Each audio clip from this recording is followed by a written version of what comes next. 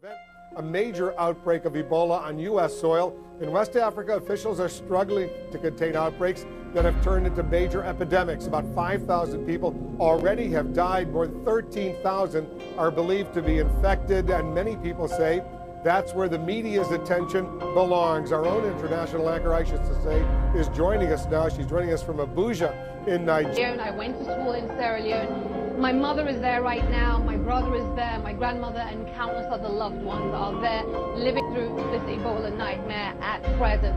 So for me, this is not just a big news story. You know, the lives of my loved ones are at risk. And I'm troubled, quite frankly. I'm troubled by the coverage that is coming out of the United States. Let's be clear, as you rightly pointed out, there have been almost 5,000 deaths from Ebola in the three worst affected countries, Sierra Leone, Liberia, and Guinea.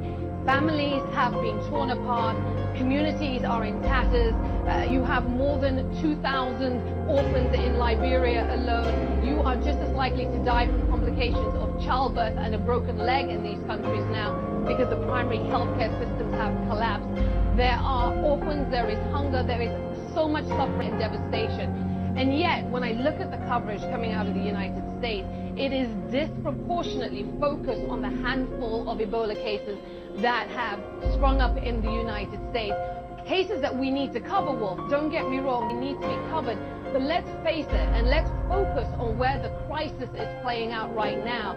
In my view, these people, the people of Sierra Leone, Guinea, and Liberia, need the world to stand with them, to show them support, and that has been in short supply.